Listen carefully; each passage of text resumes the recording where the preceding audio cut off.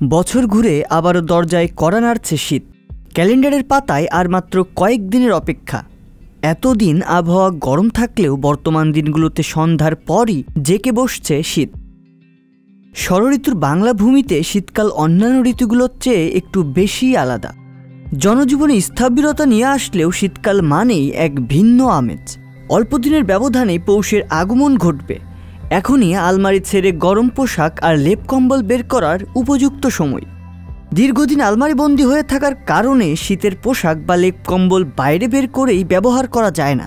এসব কাপড় আর লেপ কম্বলকে পুনরায় স্বাচ্ছন্দ্যে ব্যবহারের জন্য বেশ কিছু বিষয় জানা জরুরি। দীর্ঘদিন আলমারিবন্দী হয়ে থাকার কারণে শীতকালে ব্যবহার্য কাপড়ে ভাঁজ পড়ে যায়। এর সাথে তৈরি হয় ভ্যাপসা গন্ধ আর ধুলা ময়লার আস্তরণ। শীতের কাপড়ের ধরনের মধ্যেও রয়েছে ভিন্নতা। ব্যবহার্য কাপড়ের আলাদা আলাদাভাবে যত্ন নেয়ার প্রয়োজন পড়ে। উলের কাপড় হলে ধুয়ে নিন।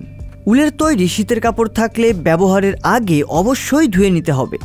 সোয়েটার, মাফলার কিংবা এগুলোর মতো উলের কাপড়ের সাথে অন্য কোনো কাপড় না ধোয়াই ভালো। শুকানোর সময়ও থাকতে হবে সতর্ক। চড়া রোদে কোনোভাবে উলের কাপড় শুকাতে দেওয়া যাবে না, কারণ তাতে রং জ্বলে যেতে পারে। কাঁথা থাকলে ডিটারজেন্ট ব্যবহার করুন। বাক্সবন্দি কাঁথা ব্যবহারের আগে অবশ্যই ডিটারজেন্ট পাউডার দিয়ে ধুয়ে নিতে হবে। ধোয়ার সময় ডিটারজেন্টের পানিতে বেশ খানিকটা সময় কাঁথা ভিজিয়ে রাখতে হবে। এরপর কড়া রোদে শুকিয়ে নিতে হবে। লেপ কম্বল ব্যবহারের লেপ যদি শিমুল তোলার হয় তবে রোদে দিতে হবে। রোদে দেওয়ার কারণে লেপের উপরে থাকা ধুলাবালি পরিষ্কার হয়ে যাবে। যদি লেপের কভার থেকে থাকে তবে সেটি ধুয়ে দিতে হবে। সতর্ক থেকে প্রতি 1 সপ্তাহ পর পর লেপের কভার পরিবর্তন করতে হবে। লেপ যদি অপরিষ্কার থাকে তবে অ্যালার্জি হওয়ার সম্ভাবনা বাড়ে।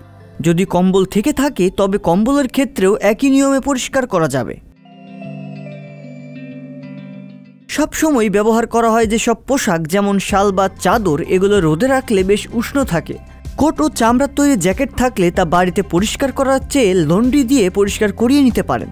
শীতকে উদযাপন করতে ব্যবহারের পর যত্ন নিয়ে পরিষ্কার করে শীতের কাপড় গুছিয়ে রাখুন, যাতে করে শীতের সময়কে আপনি উদযাপন করতে পারেন একটু স্বাচ্ছন্দ্যে। রিয়াজুল ইসলাম, সংবাদ প্রকাশ।